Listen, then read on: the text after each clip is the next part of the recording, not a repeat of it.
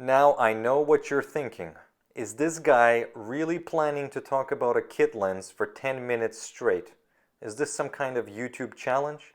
No, my friends. This little Nikon AF-P 18 to 55 VR version, this is a great little lens.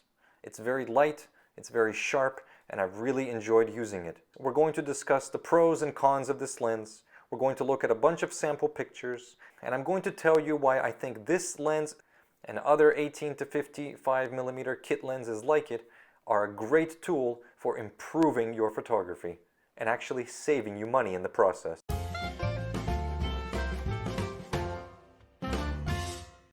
So before we jump into the pros and cons, let's talk about compatibility. On the screen, I've put all the Nikon DSLR models that can use this lens. Some of them require a firmware update, which is very easy to do, and I've labeled those with an asterisk.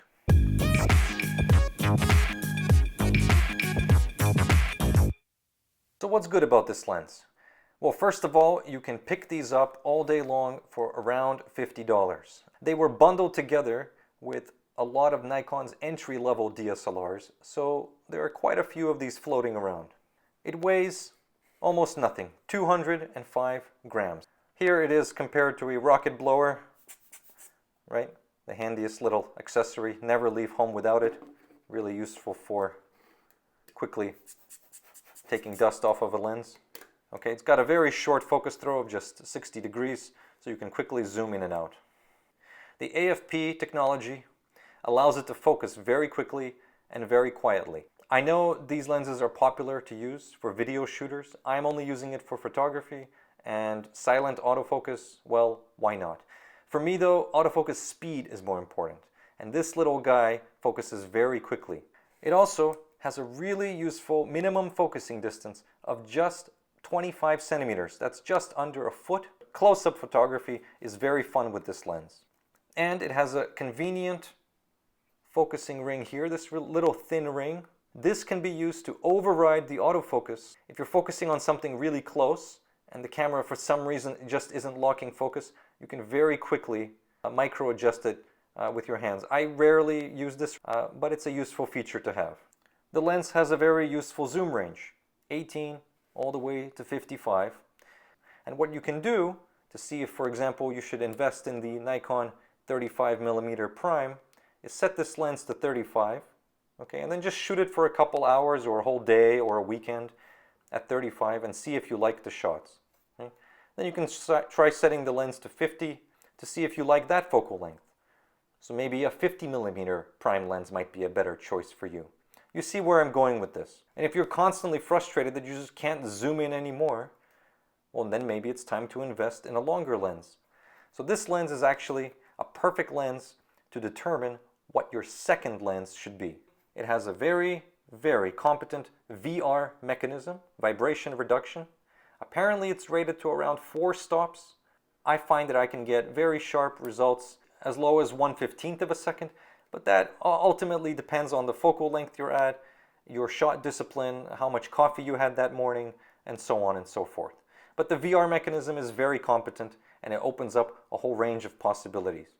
This lens is really sharp, and I tried pixel peeping, and I looked at the center and the corners and the edges. There are no major weaknesses in terms of sharpness. Now apparently, and I haven't tested them or pixel peeped head to head, apparently the previous one, the AFS VR2, is a bit better at the wide end, around 18 millimeters, and this guy is a bit better at the long end.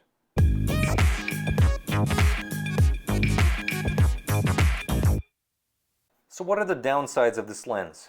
This collapsible mechanism never fails to annoy me, and it really limits your ability to do kind of rapid photojournalism or street photography. Not a problem for me, because I'm using it mostly just as a walk-around lens. I'm not doing it for reportage or fast action documentary.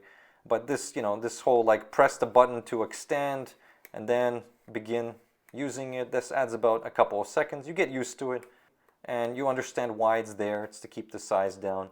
The lens is an all-plastic construction. Okay, that's going to already throw some people off. And people are going to find issue with the fact that it has a plastic lens mount.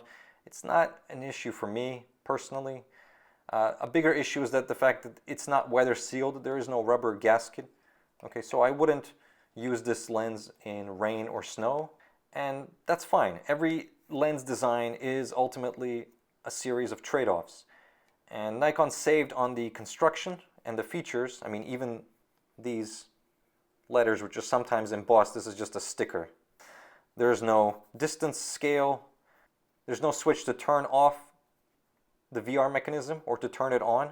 And in fact, on some cameras, you cannot disable the VR mechanism, like on my D7100. This is really annoying. The fact that I know they could probably do it with a firmware update, but they just don't want to bother. There is no switch from manual focus to autofocus, like on a lot of Nikon lenses. They kept the construction as plasticky as possible while making the lens as sharp and resistant to flaring as possible. There are actually two aspherical elements in this lens. At the very widest end, the 18mm end, this lens has some pronounced barrel distortion.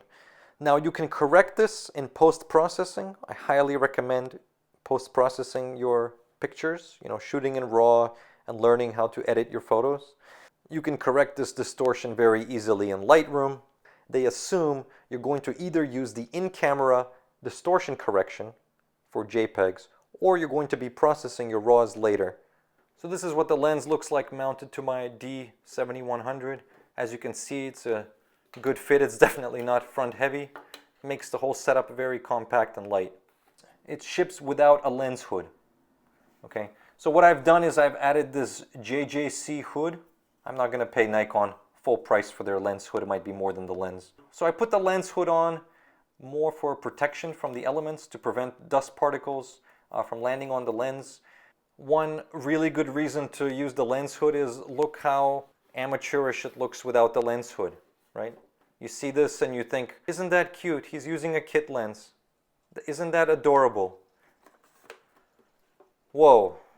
Well, we've got a professional in the building. Professional. Maybe we should pay him money, right? Serious business. Serious business. Now, what lens is he using? Can't be a kit lens.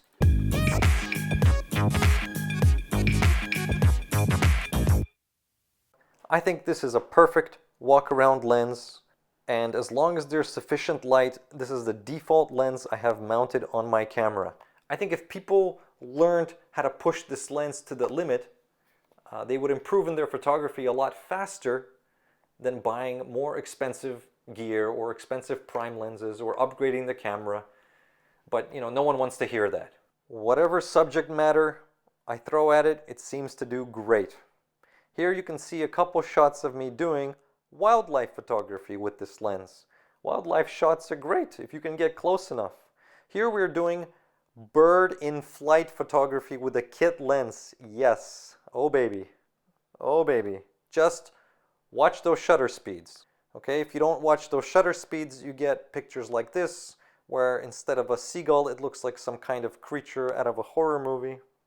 If you stop this lens down to around f8, you're going to get sharpness across the entire frame, which makes it a really fun lens to use if you're just getting into landscape photography, exterior urban architecture, that kind of thing.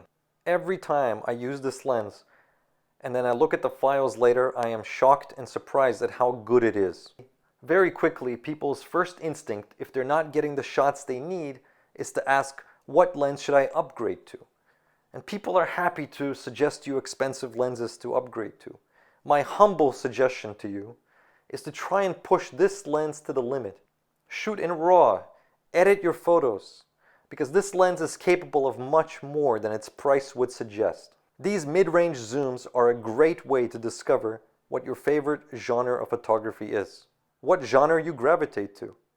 And for me, this lens was a reminder that at the end of the day, I really like shooting architecture. And maybe, instead of constantly hopping between different subject matter, I should focus on one genre and get better at it first. And that's the way I'm going to improve as a photographer in general. As Warren Buffett famously said, price is what you pay, value is what you get. And for the price you pay for this lens, you get a mountain of value. I hope you guys enjoyed this little philosophical review of a kit lens. And as always, thank you for watching and subscribe for more.